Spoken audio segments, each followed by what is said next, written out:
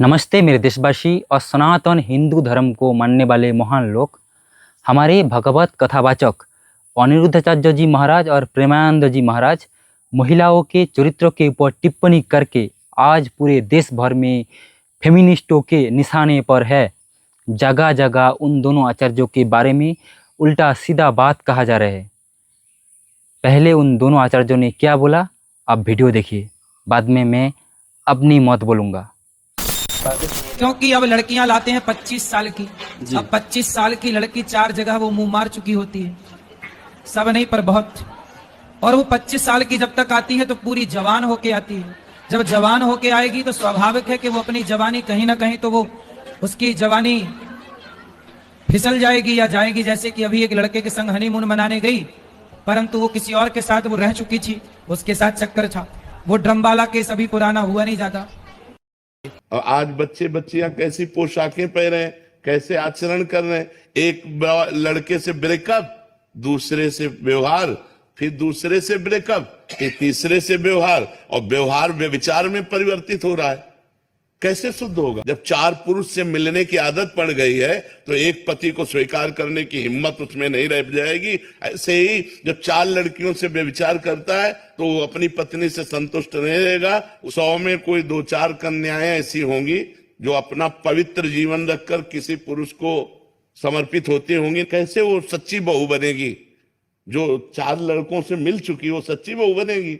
जो 4 लड़कियों से मिल चुका वो सच्चा पति बन पाएगा। हमारा भारत देश धर्म प्रधान देश है। अब जो हमारे देश में गलतियां घुस गई हैं, विदेशी ये माहौल घुस गया है। ये लिव रिलेशन क्या है? गंदगी का खजाना, गंदगी का खजाना। अरे हमारे यहाँ पवित्रता के लिए जान दे दी।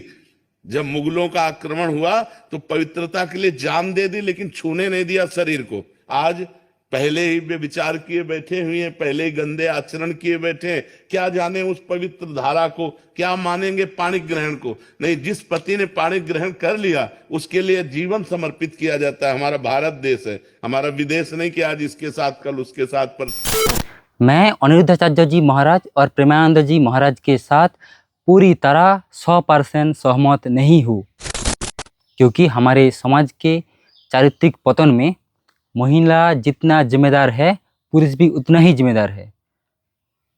पुरुष और महिला दोनों की भागीदारी समान है समाज के चारित्रिक पतन में। लेकिन मेरे अनिरुद्धाचार्य जी महाराज और प्रेमानंद जी महाराज, हमारे समाज के चारित्रिक पतन हुआ ही क्यों? आप जैसे कथावाचक तो दिन रात मिलावटी भागवत पुराण को लेके कथा मंच से भगवान श्री कृष्ण के चरित्र के बारे में कह रहे हो कि श्री कृष्ण ने राधा रानी और गोपियों के साथ रासलीला संभोग किया था, कुब्जा के साथ संभोग किया, फिर नरकासुर के साथ युद्धों के बाद उनके 16,100 स्त्री थे। तो जिन श्री कृष्ण को हमारे देश के लोग पूजते हैं और हमेशा उनके नाम लेते हैं, हरे कृष्णा, अगर उनके चरित्र ऐसा होगा तो देश के लोग क्या सोचेंगे? सोचेंगे सही है, हम सभी ने एक समय में अनेक लोगों के हाथ सम्मत बना सकता है, इसमें कोई दोष नहीं है। इसलिए हमारे देश के लोग आज श्री कृष्ण जी के अनुसरण कर रहे हैं। लेकिन भगवान श्री कृष्ण ने जन्म से लेकर मृत्यु तक एक भी गलत काम, एक भी वेद विरुद्ध काम, एक भी अनार्जक काम किया ही नहीं है। उन्होंने अपने पूरे जीवन सभी को धर्म का पालन करने के लिए कहा है। उनके सिर्फ एक पत्नी थे, देवी रुक्मिणी। जो व्यक्ति जन्म से लेकर मृत्यु तक एक भी गलत काम नहीं किया है, उनको आप लोग बोल रहे हो रासलीला करते थे, नाचने गाने वाला व्यक्ति थे। इतनी लांछना उनके ऊपर, तो हमारे समाज कैसे सीखेंगे सदाचार, सच्चरित्र? मेरे अनिरुद्धाचार्य जी महाराज और प्रेमानंद जी महाराज, आप आचार्य हो, आप हमारे समाज के दिशा निर्धारण करते हो कि लोग किस दिशा में जाए, ये आपका दायित्व है। जोगीराज श्री कृष्ण की जोगीराज रूप को समाज के सामने प्रस्तुत करना कि भगवान श्री कृष्ण कितने महान थे, उनके चरित्र कितना उज्जवल थे, जिनके चरित्र के विषय में कुरुराज पितामह भीष्म कहते हैं, वेद वेदांग में उल्लिखित सभी व्यक्तियों में से गुण कर्म स्वभाव चरित्र में श्रेष्ठ है भगवान श्री कृष्ण। अर्थात उनके जैसे चरित्रवान व्यक्ति श्री राम को छोड़ के आज तक कोई पैदा नहीं हुआ। इसलिए मेरे आचार्य अनिरुद्धाचार्य जी, प्रेमानंद जी, आप समाज के सामने भगवान श्री कृष्ण के वो जोगीराज रूप, जोगेश्वर रूप, वो ऋषिकेश रूप प्रस्तुत कीजिए, तभी हमारे समाज की चारित्रिक उन्नति होगा।